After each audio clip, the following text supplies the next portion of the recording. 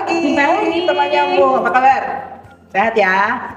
Terima kasih sudah follow kita. Jangan lupa di subscribe, like, share. Seperti biasa hari ini kita akan membahas soal apa yang paling membuat seorang pemberi kerja turn off atau males gitu ya ketika wawancara kerja. Jadi hal-hal yang harus dihindari lah ya ketika pertama kali wawancara kerja. Yes. Gimana? Seru nggak? Seru. kita merah-merah hari ini. Kita merah-merah, kita warna-warna jreng-jreng ya. Jadi kita mau berbagi pengalaman kami sebagai pemberi kerja. Masing-masing dari kita pernah wawancara loh calon-calon pegawai. Jadi kita mau cerita lah sedikit ya. Apa sih yang mudah-mudahan bisa jadi tips buat kalian.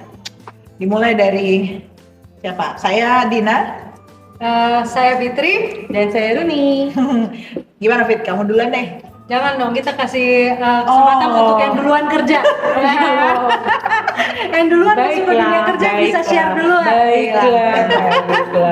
Silakan. Oke, kalau aku sih sebenarnya yang paling penting ketika mau diwawancara itu harus tahu company-nya itu apa gitu kan, lembaga yang kamu bakalan akan diwawancara itu siapa. Kamu bisa nge-googling, kamu bisa pergi ke website-nya, kamu bisa cari-cari lah informasi mengenai company tersebut. Kemudian yang kedua itu adalah kamu juga tahu di mana letak kantornya sehingga kamu bisa prepare, karena kebanyakan itu yang wawancara itu mereka suka telat datangnya. Karena apa? Karena mereka nggak prepare. Mereka nggak dari sebelum-sebelumnya mereka itu lihat gitu kan, cari tahu lah gimana caranya ke sana gitu kan. Jadi kamu bisa menggunakan waktumu tuh dengan baik gitu. Jadi nggak pakai telat. Itu sih menurut aku. Nggak pakai telat ya. Nomor satu nggak boleh telat dan kenali perusahaan tempat kamu kerja. Jangan sampai skip tuh ya. Yes. Penting banget itu. Itu penting banget. Ya. Gimana Fit? Setuju? Setuju. Jadi pertama itu. Terus kemudian pada saat kalian masuk, baju tuh nggak harus bagus, tapi harus rapih. Rapih ya. Baju tuh nggak harus bagus, tapi harus rapih dan bersih, gitu. Nah, terus attitude terlalu nggak pede jelek, terlalu kepedean sampai songong jelek juga. Yang biasa-biasa. Yang biasa-biasa aja. Sopan, kelihatan berani mengekspresikan diri atau berani nyapa duluan, berani mengungkapkan pendapat, tapi dengan sopan, cara yang sopan gitu. Ya, aku mau nambahin dikit. Yang paling penting juga tadi kan body language ya. Body language itu yang penting itu adalah kita tuh bisa pakai eye contact sama siapa yang mewawancarai kita. Kadang-kadang kalau mau terus diwawancara itu kayak nunduk itu kan kayak kamu tuh dimarahin gitu loh. Sebenarnya kan enggak, kamu kan diwawancarai, bukan dimarahin. Ya jadi keep eye contact gitu dengan itu. Tapi juga jangan kayak eye contactnya terus kayak nyeremin gitu kan ya, membelalak enggak. Tapi eye contact itu maksudnya adalah supaya yang mewawancarai pun juga itu bisa mengenal kamu gitu ya, karena kan ketika ada eye contact itu disitulah yang namanya mata itu kan ada jiwa ya gitu. Oh iya, ada satu lagi nih. Jadi kalau pada saat pembicaraan, pada saat wawancara itu mungkin ada diskusi, mungkin ada ya diskusi tentang berbagai hal lah gitu. Kemudian mungkin antara kita yang diwawancarai sama employer yang mewawancarai itu mungkin ada misalnya ada perbedaan pendapat. Jangan pernah dianggap itu sesuatu yang personal. Misalnya dia nggak setuju sama pendapat kita gitu ya. Cara orang emang suka beda-beda. Ada yang mungkin mengekspresikan ketidaksetujuannya terlalu keras, atau ada yang malah justru lunak banget gitu. Tapi orang tuh memang beda-beda. Apapun perbedaan itu jangan pernah dianggap itu sesuatu yang personal. Dia bukan benci sama kamu kok, dia juga baru ketemu sama kamu gitu loh. Jadi bener, that's a good point. Karena gini, esensinya lagi ya, kalau orang diundang sampai ke level wawancara, biasanya kan kamu udah masukin dokumen duluan tuh, udah masukin CV, atau bahkan kalau tempat kerjanya jauh lebih bagus, lebih peduli, dia akan minta kamu submit cara mengerjakan sesuatu lah atau tugas sesuatu lah dulu supaya tahapan berikutnya baru wawancara. Berarti kan saat wawancara dia benar-benar pengen kenal kamu gitu. Jadi positive thinkingnya di situ, kamu benar-benar harus bisa membawakan diri. Inilah saya, inilah kalau kau kerja sama saya, beginilah nanti dapetnya gitu kan ya. Yang personal itu aku pernah loh wawancara orang sampai nangis. Dikirain kita marahin gitu kan. Saya juga suka berpikir begini kalau kayak gitu, ini pasti ibu bapaknya baik banget deh. Gak pernah marahin. Nggak pernah marahin. Itu kembali ke episode yang sebelumnya ya, kalau kita bicara dunia kerja sama dunia kuliah beda, atau dunia sekolah beda ya. Kalau di sekolah mungkin nggak ada orang rasanya terus tiba-tiba personal gitu ya, kan semuanya baik-baik aja, bu guru baik-baik saja. Kecuali guru yang galak ya. Kecuali guru yang galak. Anyway, kalau dari saya, satu hal yang biasanya orang nggak sampaikan itu adalah aura yang muncul dari kamu. Jadi hal-hal yang tidak terucap itu biasanya juga dilihat tuh. Apa ya misalnya? Gini deh, tadi Bu Runi bilang mata ya, madep kemana. Kalau saya sampai bisa ngelihat personality-nya. Personality seseorang itu sebenarnya bisa terpancar loh. Dia itu pura-pura, atau dia memang genuine biasanya kayak gitu, atau dia sebenarnya orang yang sangat introvert, atau dia orang yang bisa teamwork, naturally emang asik gitu sebagai teman kerja yang bareng-bareng, itu kelihatan loh. Jadi biasanya caranya pemberi kerja bertanya, kamu udah pernah ngerjain apa? Gitu. Nah kalau kamu udah pernah mengerjakan apa, tolong deh lebih spesifik ya kasih penjelasannya ya. Jadi jangan misalnya cuman saya pernah mengerjakan, jadi ini pengurus di kampus misalnya gitu, cuman begitu aja.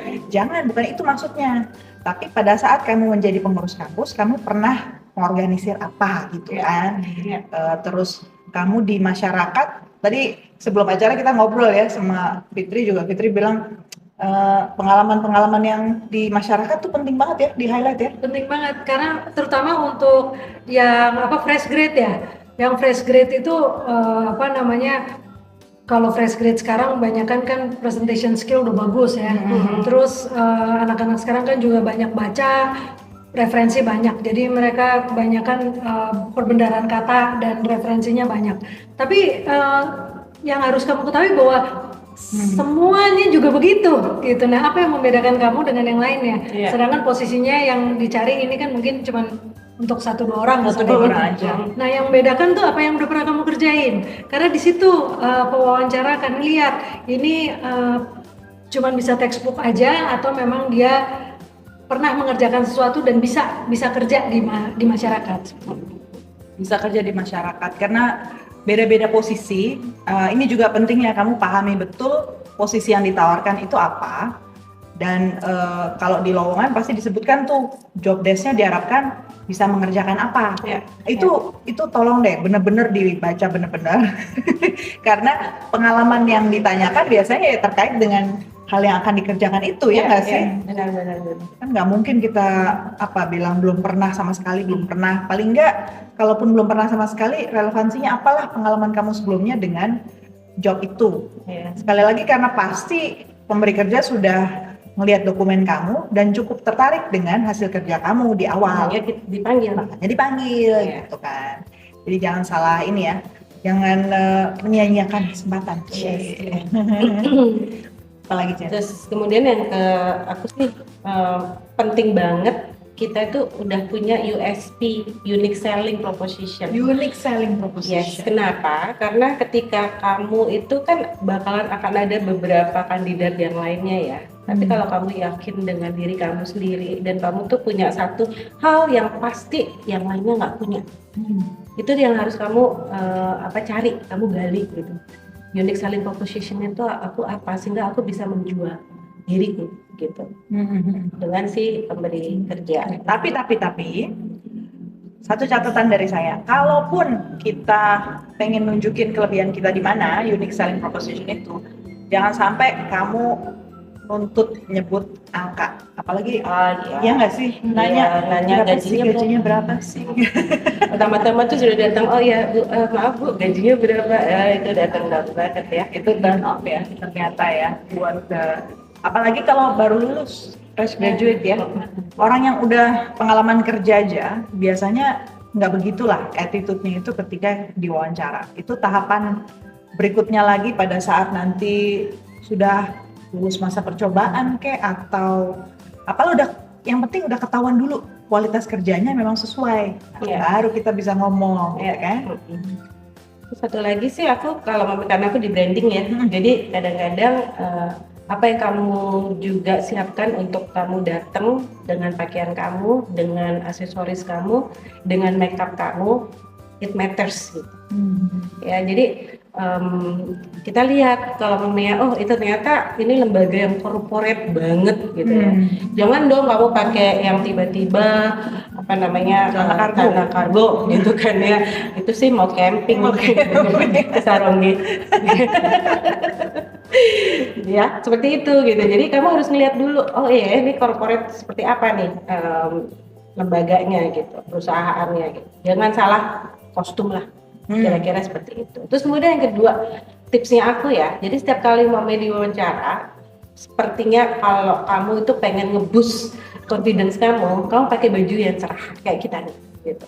Ini nih baju yang cerah-cerah ini nih sepertinya tuh kayak bisa nge-boost confidence kamu, gitu. Sehingga kamu tuh berani untuk untuk menjawab pertanyaan dengan baik gitu, dengan penuh kepercayaan diri. Auranya lebih cerah. Yes.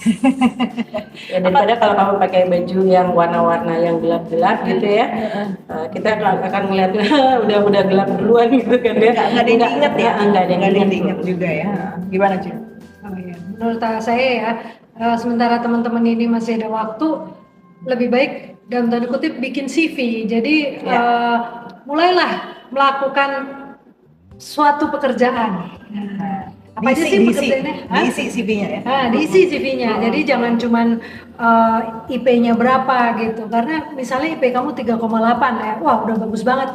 Tapi ternyata kandidat yang lain juga ada yang 3,9 gitu kan. Jadi itu kan bukan suatu USP itu tadi.